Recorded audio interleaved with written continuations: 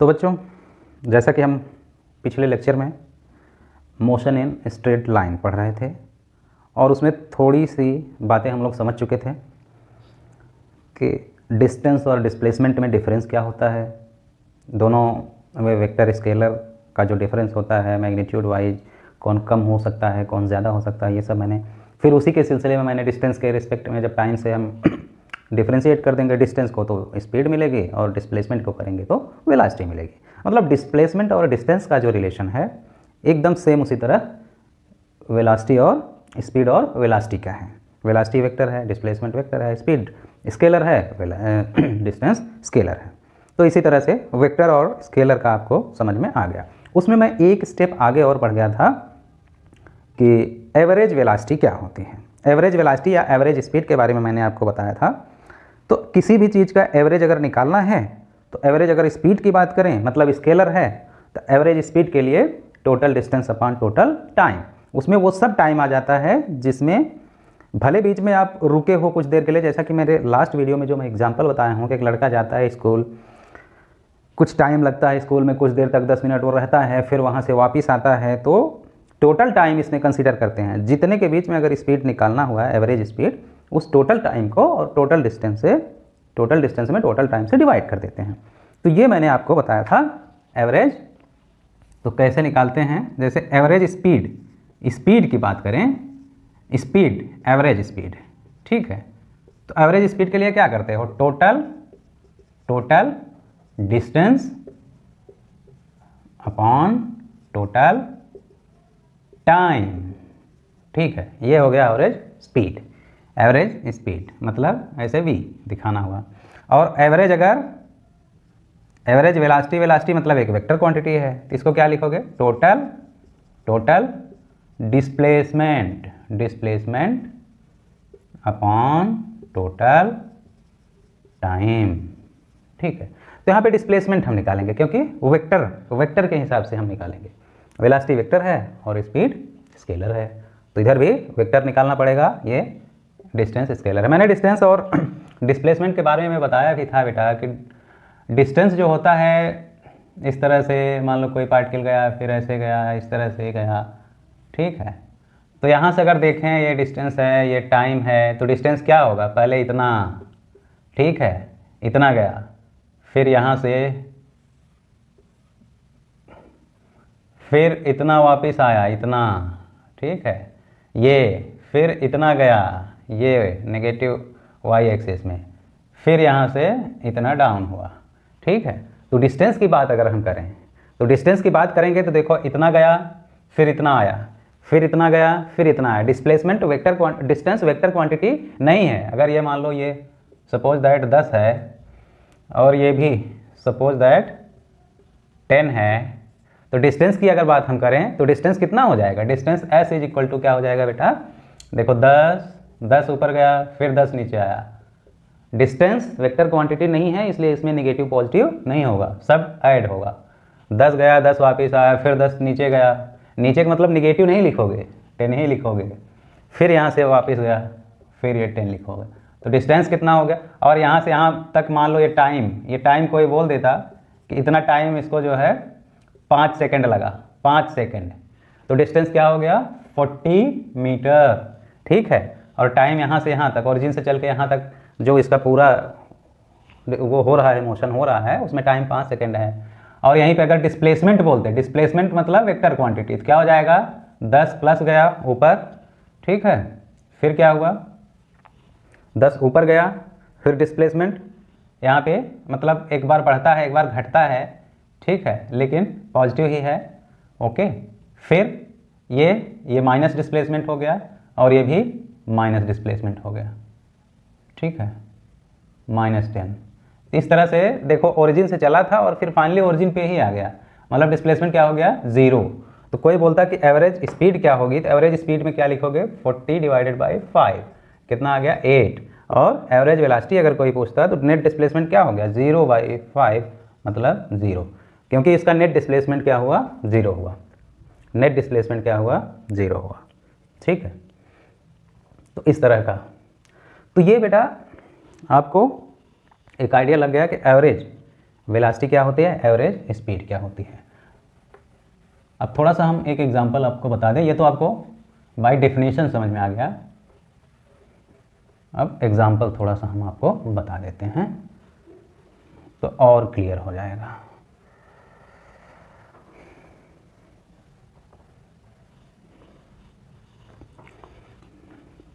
अब एक पार्टिकल है, ठीक है,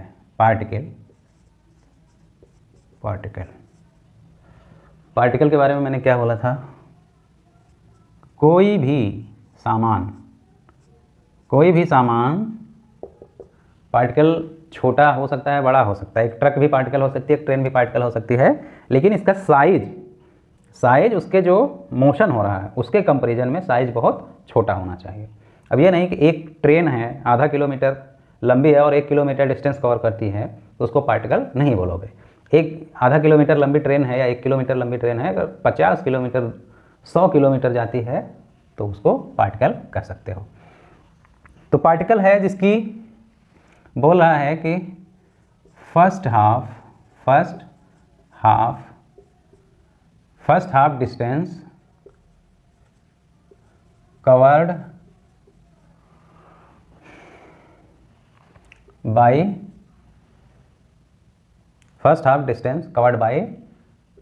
t1 second and second half by t2 second, then find average velocity. ठीक है, तो देखो डिस्टेंस और डिस्प्लेसमेंट जहाँ पे अगर बहुत स्पेसिफाई नहीं करेगा तो हम लोग वेलोसिटी या स्पीड, डिस्टेंस या डिस्प्लेसमेंट लगभग सेम मानेंगे। जहाँ अगर वो स्पेसिफाई कर दिया, जोर डाल दिया कि नहीं डिस्प्लेसमेंट की बात कर रहा है, माइनस प्लस की बात कर रहा है, तो वहाँ पे अब यहाँ पे देखो कुछ बोला नहीं है कि एक किधर जा रही है किधर नहीं, वो खाली बोल दिया है जो भी डिस्टेंस अब सीधी लाइन में जा रही है तो फर्स्ट हाफ डिस्टेंस का हो या डिस्प्लेसमेंट का हो उसको t1 टाइम में कवर करता है, सेकेंड हाफ को t2 टाइम में। तो डिस्टेंस हो आधा यहाँ से गया फिर आधा यहाँ से, तो ये डिस्प्लेसमेंट भी है क्योंकि सेम डायरेक्शन में जा रहा है, उल्टा पुल्टा नहीं जा रहा है, तो इसका भी पॉजिटिव है तो ये भी पॉजिटिव। तो यहाँ पे डिस्टेंस और डिस्प्लेसमेंट सेम है। ठीक है, तो इसको वेलोसिटी पूछे या एवरेज स्पीड पूछे आंसर सेम रहेगा। तो कैसे निकालोगे एवरेज वेलोसिटी, कैसे निकालोगे बताओ। आधा डिस्टेंस t1 टाइम में कवर करता है, आधा t2 टाइम में। ठीक है, टोटल डिस्टेंस क्या है, मान लो d है, टोटल डिस्टेंस d है, तो उसकी एवरेज वेलोसिटी या एवरेज स्पीड क्या होगी।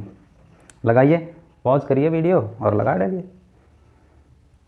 एवरेज स्पीड आपको बता दिया है, एवरेज वेलोसिटी कैसे निकालते हैं, total distance upon total time. तो टोटल डिस्टेंस क्या है, d है, और टोटल टाइम क्या है, t1 प्लस t2, तो निकाल दो। ठीक है, तो मेन काम यह है कि आपको पॉज करके लगाना है इसको, उसके बाद हम जब लगाएंगे उससे आंसर मैच करोगे। चलो देखो, तो क्या है एवरेज स्पीड या velocity is equal to total distance upon total time. ये तो मैं बता दिया। टोटल डिस्टेंस क्या है भाई, टोटल डिस्टेंस क्या है, d upon t1 plus t2। ये तो इतना हो गया। ठीक है, ये क्या हो गया,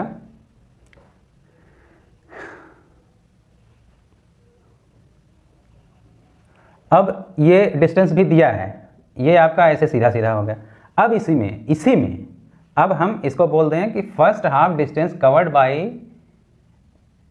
v1, first half distance covered bye, ये टोटल डिस्टेंस क्या निकालोगे, इसमें जब निकालना हुआ टोटल डिस्टेंस तो d/2, फर्स्ट हाफ क्या हुआ d/2 और ये भी d/2, तो टोटल डिस्टेंस क्या हो गया d/2 plus d/2 is equal to d, और total time t1 plus t2।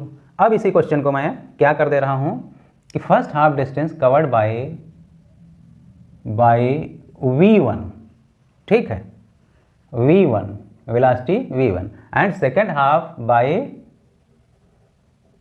v2, ठीक है, v2 से, देन फाइंड एवरेज वेलोसिटी। ठीक है, एक तो डिस्टेंस और टाइम के फॉर्म में हुआ और दूसरा एवरेज क्या निकालना। अब देखो इसमें टाइम नहीं दिया है, अब यहाँ पे आप दिमाग नहीं लगाओगे तो फंस जाओगे। यहाँ पे अगर जरा सा भी दिमाग नहीं लगाए तो फंस जाओगे। फार्मूला वही है, हमें निकालना है average velocity. Average velocity is equal to total distance upon total time, total distance upon total time. ठीक है, अब यहाँ पे क्या करोगे, तो टोटल डिस्टेंस, तो पहला डिस्टेंस d हाफ d/2। ठीक है, मान लो इसमें अगर टाइम t1 लगा होता, टाइम t1 लगा होता, ठीक है, तो v1 वेलोसिटी, v1 क्या लिखते, v1 is equal to distance upon time d/2/t1, यही तो यहाँ से हम t1 अगर निकाल, इसी तरह दूसरी वेलोसिटी वो भी क्या है, हाफ डिस्टेंस जो बाकी का हाफ है वो डिवाइडेड बाई t2 टाइम में कवर कर रहा है। तो यहाँ से हम क्या देखें कि t, क्योंकि फार्मूला क्या है, एवरेज, फार्मूला वही है, average velocity is equal to total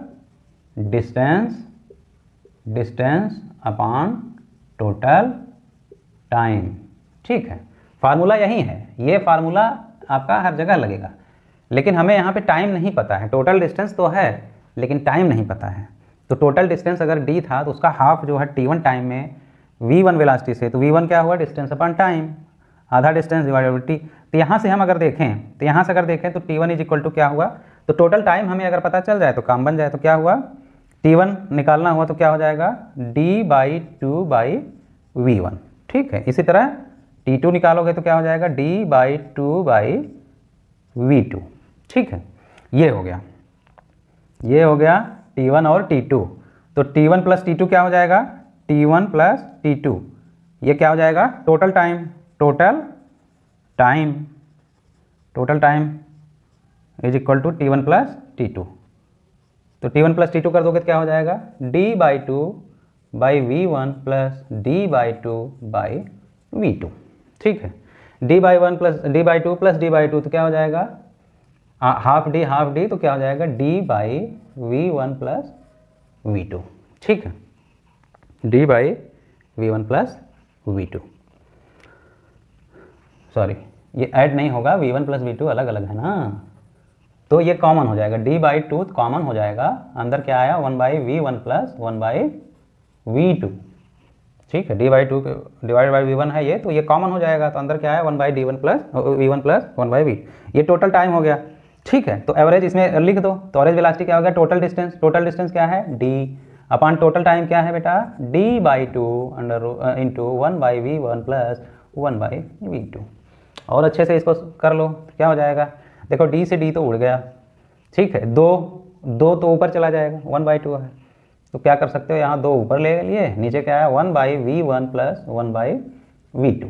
1/v1 plus 1/v2 को करोगे तो क्या आ जाएगा, ऊपर तो 2 है ही, v1 प्लस v2/v1/v2। अब ये नीचे है, बटे में है, तो ये भी उलट के ऊपर चला, तो क्या आ जाए, 2v1v2/v1 प्लस v2। ठीक है, ये एक तरीका आ गया कि एवरेज वेलोसिटी कैसे निकालते हैं। फार्मूला हमेशा वही रहेगा, total distance upon total time. अब डिस्टेंस हमको डिस्टेंस दिया रहेगा तो टाइम निकालना रहेगा, टाइम निकालने के लिए कुछ न कुछ दिया रहेगा, first half distance by v1, यहाँ से टाइम निकाल लोगे, टाइम ये velocity is equal to distance upon time, तो टाइम निकाल लोगे पहले का दूसरे का। अब ये फर्स्ट हाफ बोले या 1/3 जैसे भी बोले आप कर सकते हो। इसी को अगर बोल दिया कि 1/3 v1 वेलोसिटी से गया, फिर 2/3 v2 वेलोसिटी से, तो यहाँ जो d/2 है तो यहाँ d/3 लिख दोगे और यहाँ 2d/3। ठीक है, d/3 2d/3, बाकी सब वही रहेगा, तो d से d तो कट ही जाएगा, ऑप्शन में आंसर में d नहीं आएगा, वो v1 और v2 के फॉर्म में आएगा। ठीक है, तो इस तरह का।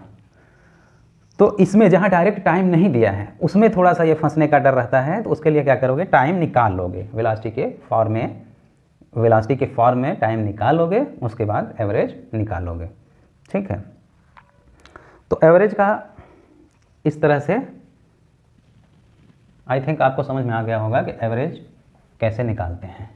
40 मीटर कितना,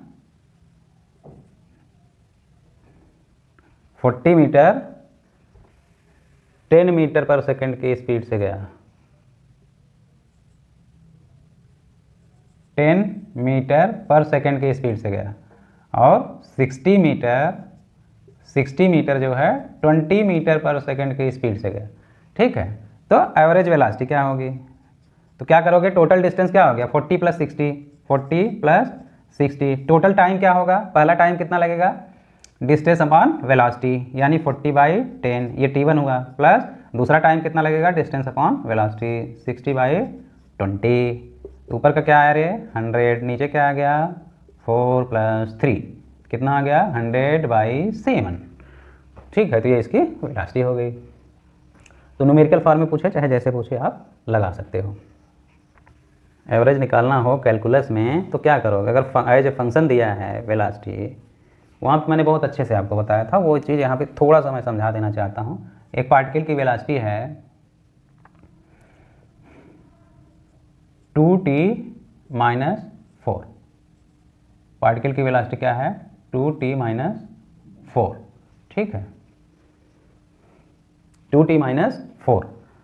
तो find average velocity from t = 2 to 4 second. 2 से 4 सेकेंड के बीच में एवरेज वेलोसिटी बताना है। ठीक है, तो ये वेलोसिटी टाइम के साथ ऐसे वेरी कर रहा है, तो 2 से 4 सेकेंड के बीच में एवरेज वेलोसिटी बताना है। तो याद करो मैंने कैलकुलस में बताया था एवरेज निकालने के लिए y = अगर x है बेटा, ठीक है, तो एवरेज निकालने के लिए क्या मैंने बोला था y × dx। ठीक है, और ये जहाँ से जहाँ तक इंटीग्रेट होगा, मान लो a से b तक, इतना डिवाइडेड बाय b - a। जहाँ से जिस लिमिट से इंटीग्रेट करोगे a से b तक ना, तो वहीं उतने का integration divided by b - a, upper limit minus lower limit. ये मैं बताया था, आप भूल गए हो तो फिर से वहाँ पे जाके उस चैप्टर को, उस लेक्चर को रिवाइज करो, देखो। ठीक है, कैलकुलस वाले पार्ट में है ये एवरेज।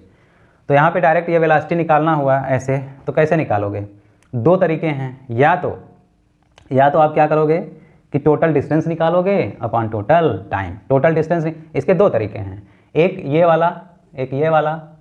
ठीक है, y जो है फंक्शन है x का, ठीक है, फंक्शन है, तो उसके हिसाब से कर लोगे, उसको इंटीग्रेट करके जो मैं बताया था। और दूसरा तरीका क्या है कि आपको क्या निकालना है, total distance upon total time. तो टोटल डिस्टेंस कैसे निकालोगे, पहले तो यहाँ पे क्या करोगे, इसका डिस्टेंस निकालोगे। तो डिस्टेंस के लिए क्या करोगे, v = ds/dt, तो ds = v × dt, ये करोगे। तो ds मतलब ये इंटीग्रेट कर दोगे तो डिस्टेंस निकल आएगा। तो डिस्टेंस s = क्या हुआ v × dt। ठीक है, और v × dt का मतलब v कितना है 2t - 4 × dt। ठीक है, और ये डिस्टेंस आपको कहाँ से कहाँ तक निकालना है, t बराबर कितना 2 से 4। अच्छा, इसको इंटीग्रेट कर दोगे तो कितना हो जाएगा dt, तो t² 2t², तो 2 से डिवाइड इंटीग्रेशन में जितने का पावर आता है उतना से डिवाइड कर -4t/1। ठीक है, तो क्या आ गया, ये 2 से 2 कट गया, t² - 4t आ गया। अब इसमें t की वैल्यू क्या रखना है 2 से 4। ठीक है, तो एक तरह से ये वही चीज़ है, वही फार्मूला मैंने यहाँ पे लिख दिया है। तो ये आपका क्या निकल रहा है, अभी डिस्टेंस निकल रहा है। डिस्टेंस 2 और 4 सेकंड के बीच में, तो एक बार t की वैल्यू क्या रखोगे 4, कितना आ गया 4 के पावर 2 - 4 × 4। ठीक है, ये और माइनस फिर 2 के पावर 2 - 4 × 2। ठीक है, ये करोगे तो क्या आ जाएगा, ये तो 16 हुआ -16, और इधर -4 - 8, तो ये तो यहीं से चला गया -4 हो गया, और वो +8 हो गया, क्या आ गया +4। तो मतलब ये आ गया टोटल डिस्टेंस, +4 को 4 ही लिख दोगे, +4 मीटर। ये आ गया टोटल डिस्टेंस आ गया कहाँ से कहाँ के बीच में, 2 और 4 के बीच में। और टाइम क्या हो गया, तो एवरेज वेलोसिटी क्या हो जाएगा, total distance upon total time, total distance upon total time. तो क्या आ गया 4 अपॉन टाइम, कहाँ से 2 से 4 के बीच में कितना टाइम लगा 4 - 2 मतलब 2 सेकेंड। 4/2 कितना आ गया 2 मीटर पर सेकेंड। तो वही तो यहाँ पे है, यही चीज़ तो यहाँ पे है बेटा, क्या है इंटीग्रेशन ही तो है, यही तो था। ये y इंटू डी एक्स मतलब जो वेलासिटी है उसमें dt से डिफरेंस इंटीग्रेट कर दे तो 2t minus 4 into d T, ठीक है, ये कहाँ से 2 से 4 और divided by 4 minus 2 b minus a, यही एवरेज। तो ये क्या आ गया डायरेक्ट एवरेज वेलासिटी आ गई, डायरेक्ट एवरेज वेलासिटी आ गई। एवरेज के लिए ये फार्मूला याद रखोगे। तो अगर इस तरह से कोई फंक्शन के फॉर्म में दिया है तो वहाँ एवरेज वेलासिटी कैसे निकालो, सिर्फ वेलासिटी के लिए ही नहीं किसी भी चीज़ के लिए अगर वो फंक्शन दिया है इक्वेशन फॉर्म में दिया है तो एवरेज अगर पूछे, करंट दिया हो जैसे आपका ये अल्टरनेटिंग करंट दिया रहता है I is equal to I not sine omega t, ठीक है, तो इसका भी अगर एवरेज करंट पूछे एवरेज करंट आई एवरेज, ठीक है, इसको भी कर दोगे। ये अगर टी के फॉर्म में पूछेगा तो वही करोगे i sine omega t into d T, ठीक है। अब जितने से जितने टाइम में पूछा रहेगा वो अपना इंटीग्रेशन कर दोगे। मान लो t बराबर 0 से t/2 t/4 जितने पे पूछेगा इस तरह से करके निकाल सकते हो। तो ये एवरेज निकालने का बहुत बेस्ट फार्मूला है, ठीक है। तो एक तो ये इंटीग्रेशन फॉर्म में है एवरेज निकालने का, दूसरा मैंने बताया कि total distance upon total time. Average पर इसलिए मैं ज़्यादा जोर दे रहा हूँ कि एवरेज में बच्चे अक्सर गलती कर जाते हैं। SHM में भी दिया रहता है पेंडुलम का मूवमेंट, इक्विलिब्रियम पोजीशन से इतना गया फिर इतना आया t/2 t/4 टाइम में t/2 टाइम में, तो उसका एवरेज वेलासिटी अगर पूछा है एवरेज स्पीड पूछा तो उसको भी ऐसे निकाल सकते हो। आगे क्वेश्चन आएंगे इसके इस पर बेस्ड और अच्छे अच्छे, उसको भी मैं आपको कराऊंगा, लेकिन अभी फ़िलहाल के लिए इतना समझ लो। तो ये हो गया बेटा आपका एवरेज वेलोसिटी का कॉन्सेप्ट। इंस्टैंटेनियस वेलोसिटी, इंस्टैंटेनियस का मतलब होता है एक टाइम पे, किसी भी एक पर्टिकुलर टाइम पे, एक सेकेंड पे। अब जैसे ऐसे है, ठीक है, ऐसे है,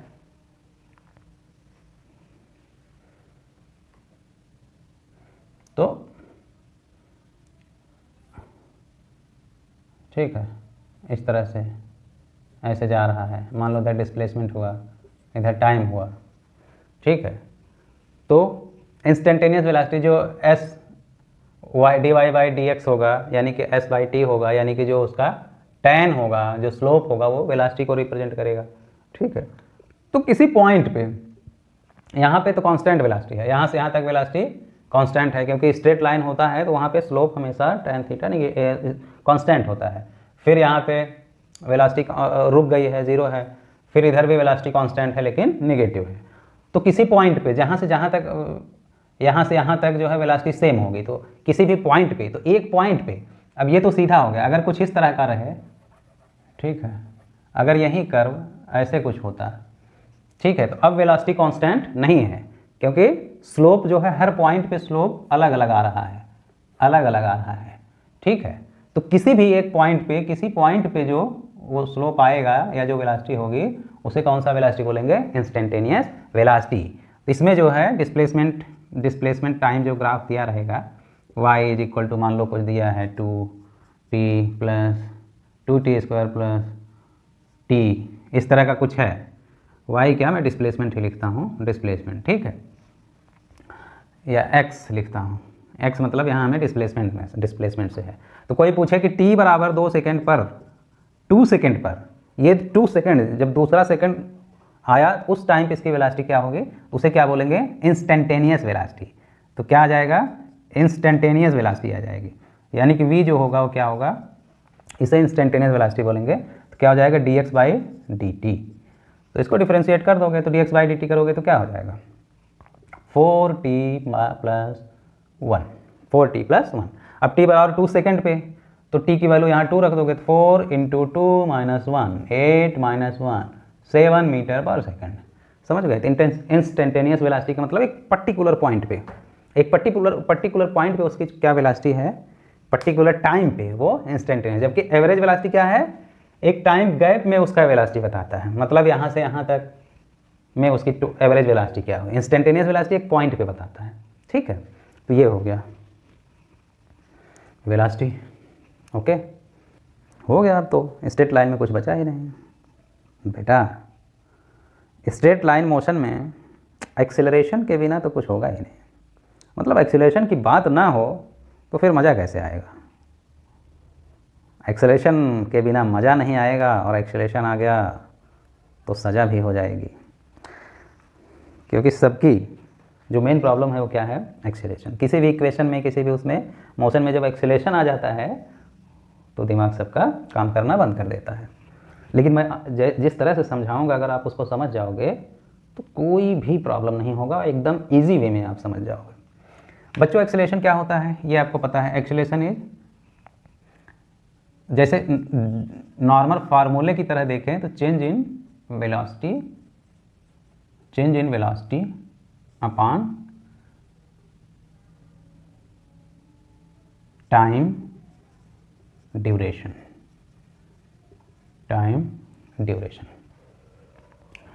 टाइम ड्यूरेशन का मतलब ये है कि कितने टाइम गैप में कितना वेलोसिटी चेंज हुआ। इसको अगर अच्छे से लिखोगे तो डेल्टा वी, यानी कि या ऐसे करो v2 माइनस v1 अपान t2 माइनस t1। मान लो t1 पे वेलोसिटी क्या थी, v1 थी, और t2 टाइम पे वेलोसिटी क्या हो गई, v2 हो गई। तो एक्सेलरेशन कोई पूछेगा तो क्या हो जाएगा, v2 minus v1 upon t2 minus t1। इसको क्या लिख सकते हो, change in velocity upon change in time. ठीक है। तो डेल्टा मतलब एक डिफरेंस ज़्यादा बड़ा होता है। अगर वहीं छोटा डिफरेंस ले लोगे तो उसे क्या बोलते हैं, dv अपॉन dt। यानी ये इंस्टेंटेनियस एक पॉइंट पे बता देगा एक्सेलरेशन क्या है, और एक टाइम गैप में कितना वेलोसिटी चेंज हुआ तो कितना टाइम लगा, उससे डिवाइड कर दिए तो एक्सेलरेशन आ गया। तो यहाँ पे क्योंकि एक्सेलरेशन एक वेक्टर क्वांटिटी है तो यहाँ पे ये वेलोसिटी ही रहेगा, यहाँ पे स्पीड बाई टाइम नहीं रहेगा, ये क्या रहेगा, वेलोसिटी रहेगा। ठीक है। हालांकि वेलोसिटी और स्पीड दोनों मैग्नीट्यूड वाइज देखोगे तो सेम है, बस डिफरेंस क्या है, डायरेक्शन का। ठीक है। तो ये चीज़ है आपका एक्सेलरेशन। अब तो एक्सेलरेशन भी दो तरह से हो सकता है। क्या, यूनिफॉर्म एक्सेलरेशन और नॉन यूनिफॉर्म। तो यूनिफॉर्म का मतलब क्या है, कांस्टेंट। यूनिफॉर्म का मतलब क्या है, कांस्टेंट। ठीक है। और नॉन यूनिफॉर्म का क्या मतलब है, वेरिएबल। ठीक है। तो एक्सेलरेशन कांस्टेंट है, इसका मतलब ये नहीं है कि इसका velocity constant. Acceleration constant does not mean velocity to be constant. ठीक है। एक्सेलरेशन किसी का कांस्टेंट है तो इसका मतलब ये थोड़ी कि वेलोसिटी कांस्टेंट होगा, क्योंकि एक्सेलरेशन का होना ही वेलोसिटी को चेंज कर देगा। एक्सेलरेशन अगर है तो वेलोसिटी चेंज हो जाएगी। ठीक है। तो एक्सेलेटर का काम क्या है, एक्सेलेटर क्या करता है, चेंजेज इन वेलोसिटी। एक्सेलरेशन क्या करता है, चेंजेज इन वेलोसिटी चेंज करेगा। अब इसमें दोनों चीज़ें हो सकती हैं, या तो वेलोसिटी का मैग्नीट्यूड चेंज हो, मैग्नीट्यूड या डायरेक्शन, या बोथ। ठीक है। खाली मैग्नीट्यूड अगर चेंज हो वेलोसिटी का तो भी एक्सेलरेशन होगा, डायरेक्शन चेंज हो तो भी एक्सेलरेशन होगा। ठीक है। और दोनों चेंज हो तो भी। इसका एग्जांपल क्या है, प्रोजेक्टाइल ऐसे फेंकते हो ऐसे। ठीक है। तो वेलोसिटी का मैग्नीट्यूड हर पॉइंट पे क्या हो जाता है, देखो चेंज होने लगता है। मैग्नीट्यूड क्या होता है, चेंज होता है, और वेलोसिटी का डायरेक्शन भी चेंज होता है। ठीक है। मैग्नीट्यूड चेंज होगा, वेलोसिटी का डायरेक्शन भी चेंज होगा। तो इस तरह का जो एग्जांपल हुआ वो क्या हुआ, मैग्नीट्यूड और डायरेक्शन दोनों। ये क्या हो गया, प्रोजेक्टाइल। ठीक है। मैग्नीट्यूड खाली चेंज हो रहा है, डायरेक्शन सेम है। ठीक है। तो जैसे अपना ये जा रहा है, कोई लीनियर मोशन हो रहा है इस तरह का, ऐसे जा रहा है, मैग्नीट्यूड बढ़ता जा रहा है वेलोसिटी का, तो उसमें एक्सीलरेशन, जैसे आप बाइक चलाते हो, कार चलाते हो, सड़क पे एक ही डायरेक्शन में जा रहे हो लेकिन स्पीड बढ़ता जा रहा है। डायरेक्शन खाली चेंज हो मतलब मैग्नीट्यूड सेम हो, तो उसका एग्जांपल क्या है? Uniform circular motion. Uniform circular motion मतलब सर्कुलर मोशन, इसका हर पॉइंट पे वेलोसिटी का वेक्टर ऐसे रहेगा, यानी वेलोसिटी का डायरेक्शन चेंज हो रहा है लेकिन उसका मैग्नीट्यूड सेम है। तो ये इनके एग्जांपल्स हो गए एक्सेलरेशन के। एक्सेलरेशन के बारे में आपको समझ में आ गया कि एक्सेलरेशन है क्या।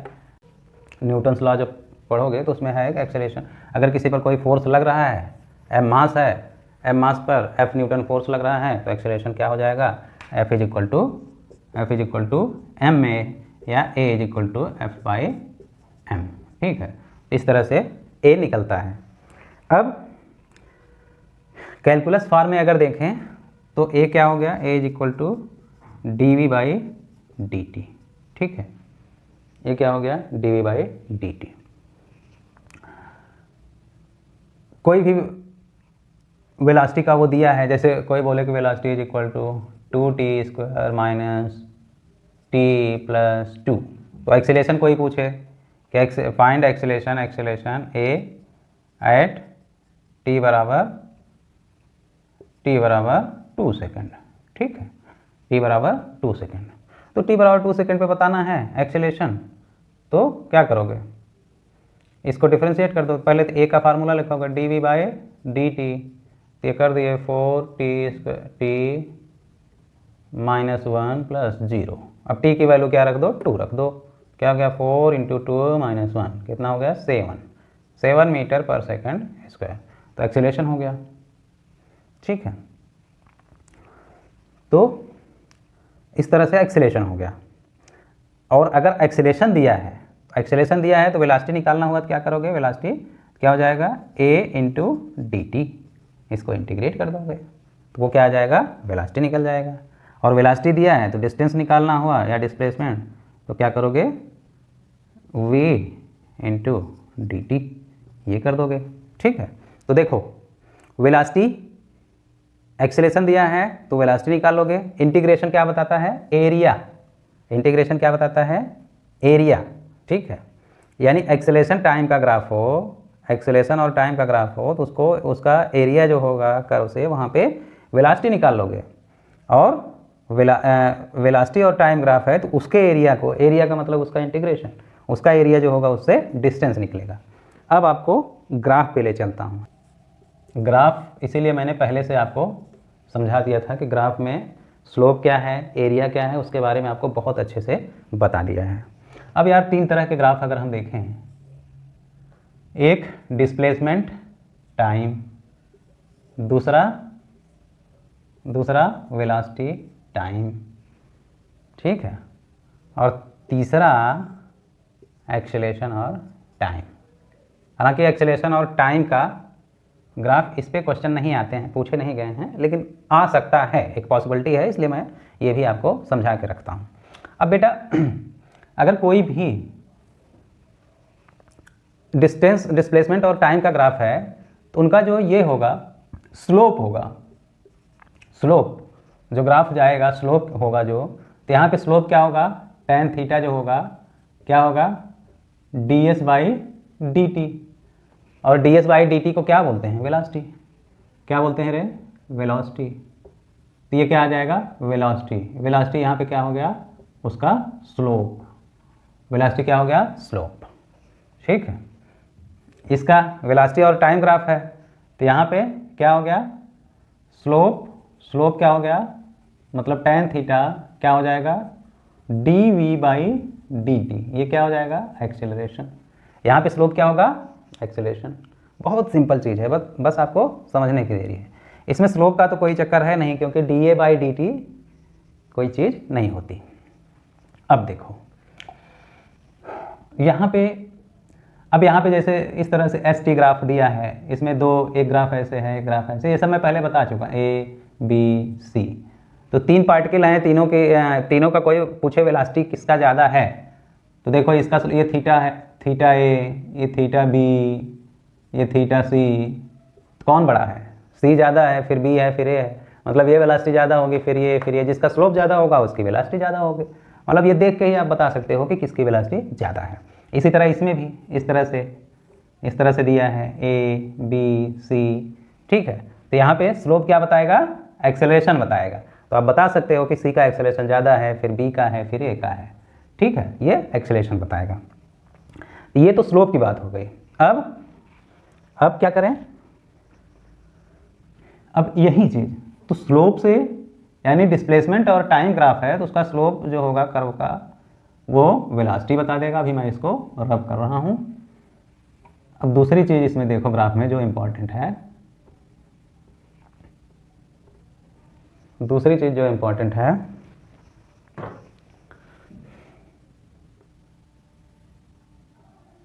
ठीक है। अब देखो,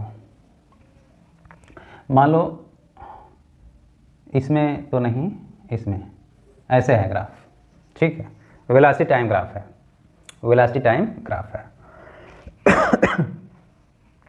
तो ग्राफ जो यहाँ से यहाँ तक गया है, तो एक्स एक्सिस पे कितना एरिया कवर करेगा, ये जो एरिया कवर करेगा, एरिया क्या होगा, ये एरिया जो है क्या होगा, इसका जो एरिया होगा, एरिया का मतलब मैंने क्या बोला है, इंटीग्रेशन। तो इंटीग्रेट अगर करोगे तो v इंटू डी टी करोगे, v इंटू डी टी, तो ये क्या हो जाएगा, v इंटू डी टी का मतलब ds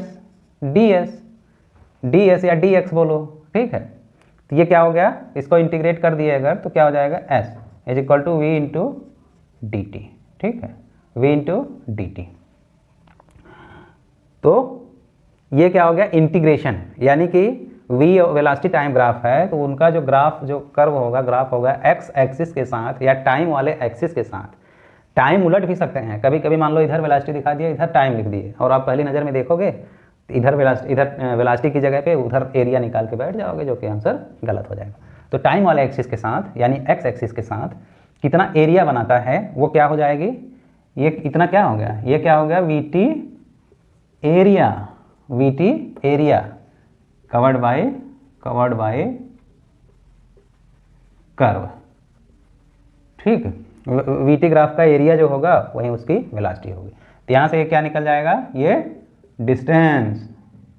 डिस्टेंस कहो या डिस्प्लेसमेंट, जो भी, अगर इसे स्पीड मानोगे तो डिस्टेंस निकलेगा, अगर इसे वेलोसिटी मानोगे तो वो डिस्प्लेसमेंट निकलेगा।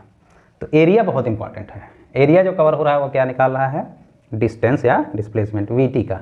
अब इसका एरिया मान लो इसका ऐसे है, तो इसका जो एरिया कवर होगा, ठीक है, तो ये क्या बताएगा बेटा, अब आप खुद से बता दो।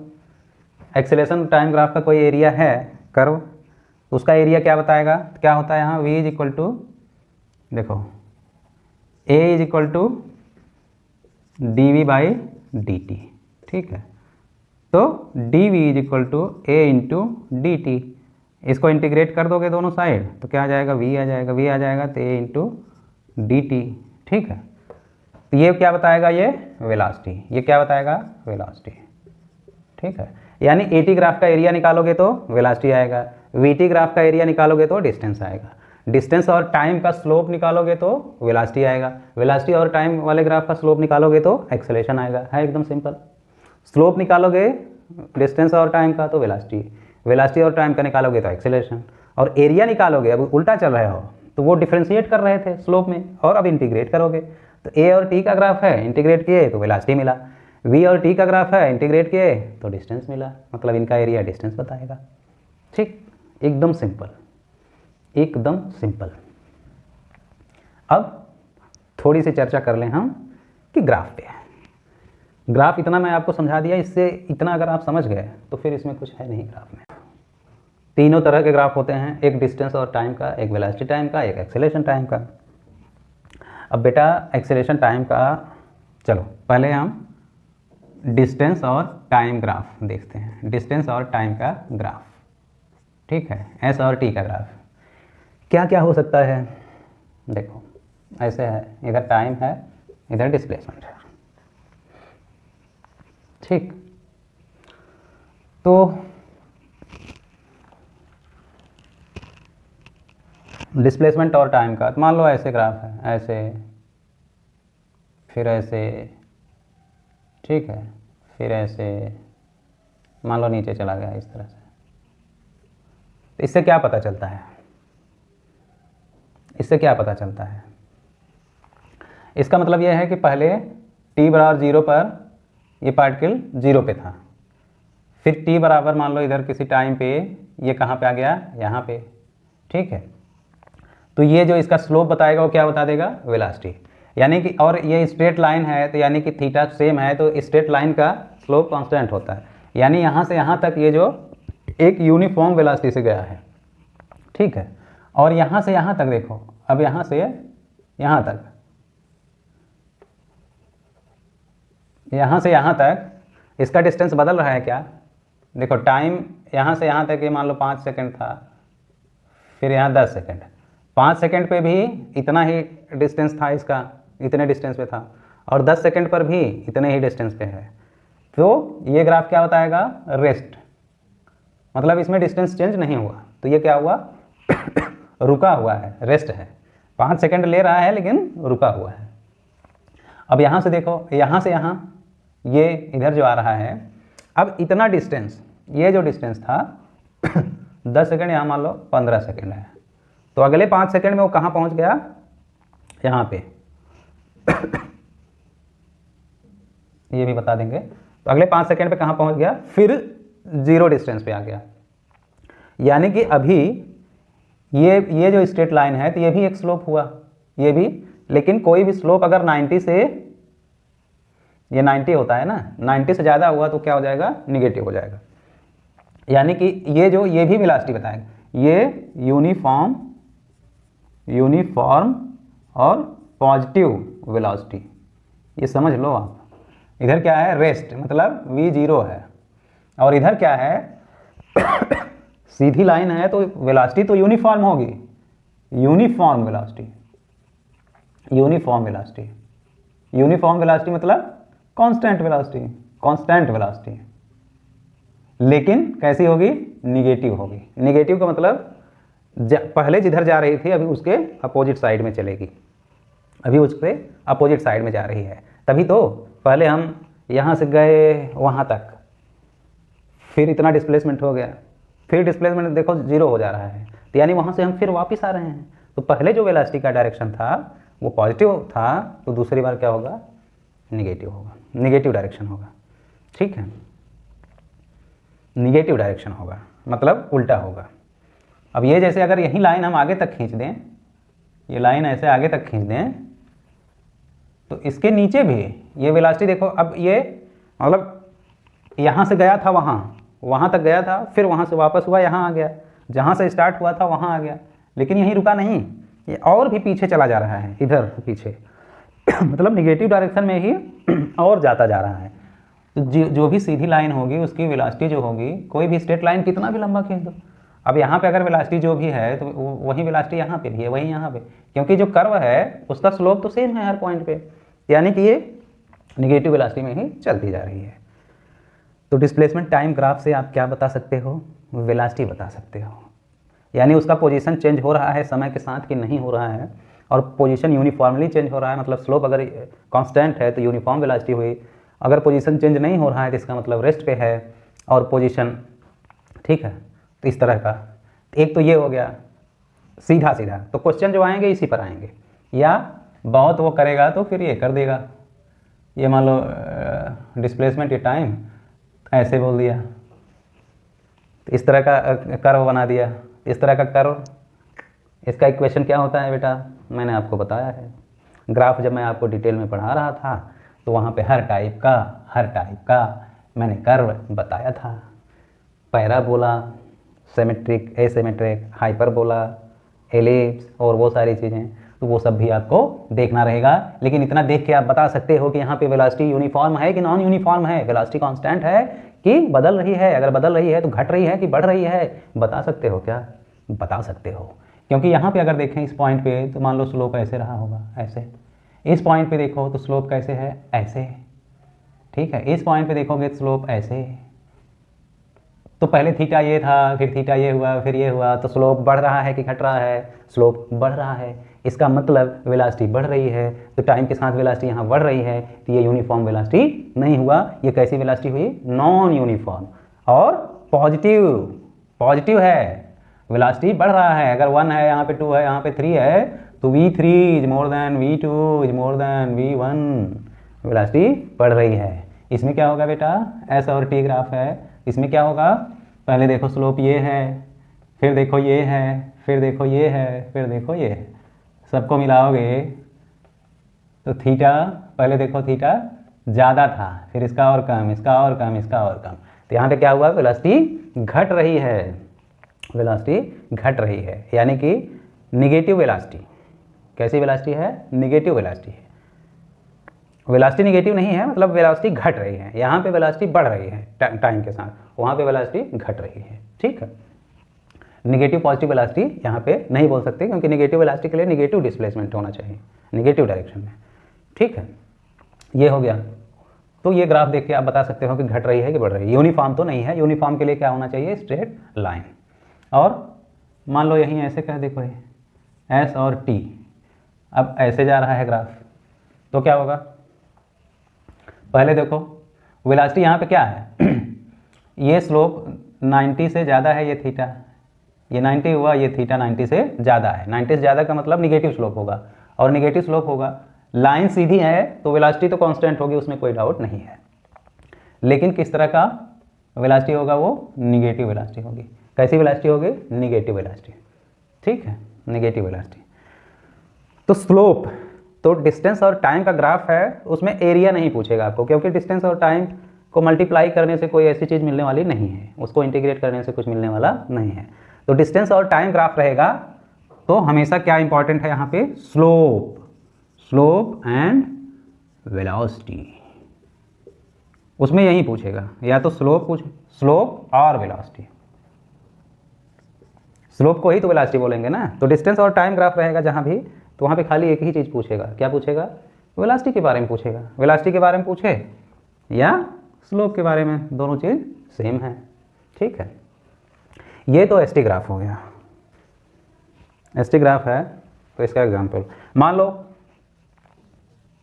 कोई पार्टिकल को नीचे से फेंक रहे हो। ठीक है, नीचे से फेंक रहे हो, फिर ऊपर जाएगा, कुछ ऊपर तक जाएगा, धीरे धीरे धीरे धीरे, फिर वहाँ से रुक जाएगा और फिर वापस गिरेगा और ज़मीन पर आ जाएगा। ठीक है, उसका कोई बोले कि पार्टिकल थ्रोन अपवर्ड। ठीक है, तो उसका find position time graph,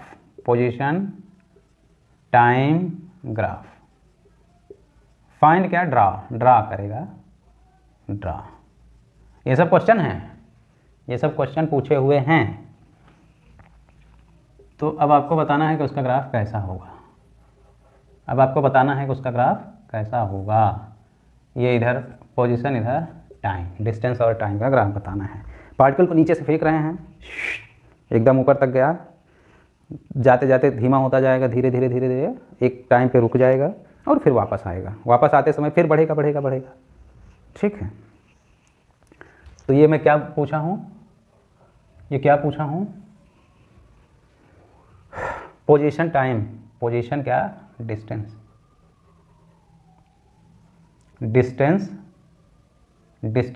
time graph. ठीक है, अब सोचो जब नीचे से फेंक रहे हो, मतलब जब फेंक रहे हो टाइम जब जीरो था, जब अभी फेंके नहीं थे, फेंकने वाले थे, तो वो कहाँ पे था? जीरो पे ही, अर्थ पे मान लो। ठीक है, अब फेंक दिए तो वो मैक्सिमम ऊंचाई तक जाएगा। मान लो मैक्सिमम ऊंचाई हाइट कुछ ये है, ये इतना मैक्सिमम हाइट इतना है जहाँ जाके वो रुकेगा। ठीक है, मैक्सिमम हाइट तक जाएगा। अब क्या होगा? ये ऐसे जाएगा क्या? ऐसे जाएगा, इतना ऊंचाई तक चला गया, फिर इतना ऊंचाई तक चला आया, उतने ऊंचाई से फिर वापस गिर के आ गया। टाइम तो इतना ही लगेगा, आधा टाइम जाने में, आधा टाइम आने में। ये ग्राफ सही है कि नहीं? सही है। अरे भाई, नीचे से फेंके तो इतना ऊंचाई तक गया और फिर उतना ऊंचाई से फिर वापस आ गया, आधा टाइम जाने में आधा टाइम आने में। अब खुद से सोचो कि ये सही है या गलत है। बेटा ये बताओ, इस ग्राफ को देख के एक चीज़ आपको कुछ समझ में आ रहा है? अगर इसमें स्लोप देखें, जाने का स्लोप देखें, तो उसका स्लोप जो वेलोसिटी है, स्लोप ही वेलोसिटी बताएगा। और वेलोसिटी यहाँ पे क्या कांस्टेंट है? सीधी लाइन आ रही है, स्ट्रेट लाइन आ रही है, तो वो वेलोसिटी कांस्टेंट है, यूनिफॉर्म है कि नॉन यूनिफॉर्म है? सीधी अगर रहेगी तो यूनिफॉर्म होगी। जबकि हम जब फेंकते हैं तो पहले वेलोसिटी ज़्यादा होती है, फिर धीरे धीरे कम होती जाती है, एक टाइम आता है कि 0 हो जाती है। तो वेलोसिटी कम हो रही है, वेलोसिटी क्या हो रही है? कम हो रही है टाइम के साथ। इसका मतलब क्या होगा? इसका मतलब क्या होगा? वेलोसिटी टाइम के साथ कम होगी, वेलोसिटी टाइम के साथ कम होगी। तो ये नहीं होगा, यानी जो भी कर्व होगा, जो ग्राफ, वो कुछ ऐसा होगा जिसका स्लोप धीरे धीरे कम होता जाए, धीरे धीरे क्या होता जाए? कम होता जाए। अब देखो मैं इसको ऐसे बनाऊं,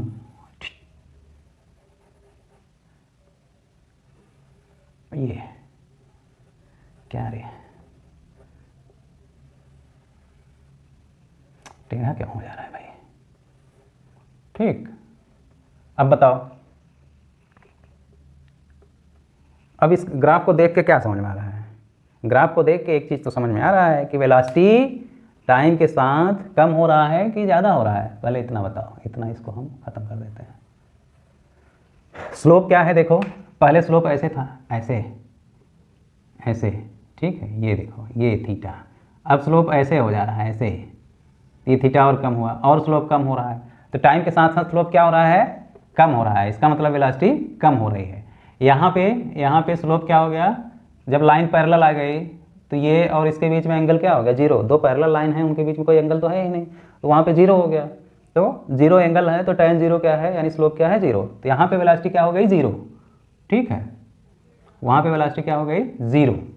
अब वापस आना है उसको, वापस आना है, तो वापस के लिए क्या करोगे? वापस के लिए क्या करोगे? अब वापस आते टाइम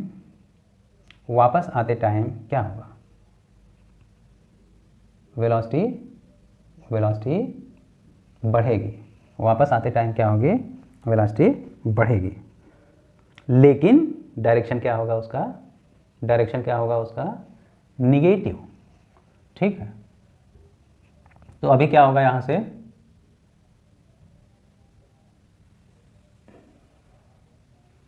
ठीक है, यहाँ क्या होगा?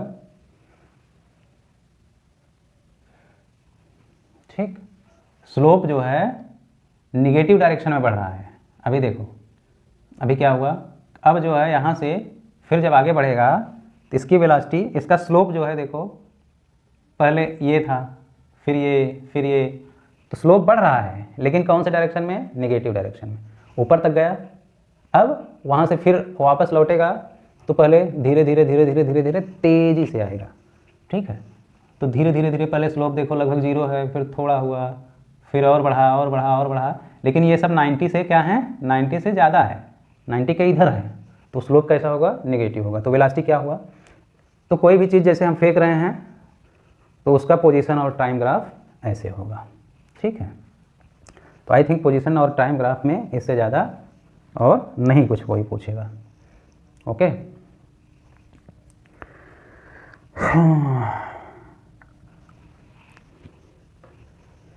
तो ठीक है बच्चों, अभी वीडियो काफ़ी लंबा हो गया, तो इस लेक्चर में तो नहीं कवर होगा। अभी और भी चीज़ें बची हैं, बाकी न्यूमेरिकल तो कराना ही है इसका। तो नेक्स्ट वीडियो में हम फिर से आगे प्रोसीड करेंगे। अभी पोजीशन टाइम ग्राफ पे डिस्कशन किया है, नेक्स्ट में वेलोसिटी टाइम ग्राफ और एक्सेलरेशन टाइम ग्राफ पे ज़्यादा कुछ नहीं रहेंगे, थोड़े बहुत एरिया से रिलेटेड रहेंगे। फिर जो तीनों क्लासिकल इक्वेशन हैं उस पर चर्चा करेंगे, कुछ क्वेश्चन करेंगे, बस फिर फाइनल। तो बच्चों वीडियो देखिए, ध्यान देकर समझिए और क्वेश्चन करने का कोशिश कीजिए। ठीक है, अगर कोई भी चीज़ आपको प्रॉब्लम करती है, कुछ चीज़ समझ में नहीं आती है, तो आप मुझे कमेंट ज़रूर करें। एक दो कुछ माइनर मिस्टेक्स हो सकती हैं कहीं, लेकिन मैं कोशिश करता हूँ कि मिस्टेक्स ना हो। फिर भी थ्योरी में इधर उधर कुछ हो सकता है, लेकिन कैलकुलेशन में मिस्टेक नहीं कर सकते, क्योंकि कैलकुलेशन में मिस्टेक करेंगे तो आंसर गलत आएगा। ठीक है बच्चों, फिर मिलते हैं नेक्स्ट वीडियो में और इसी को कंटिन्यू करेंगे।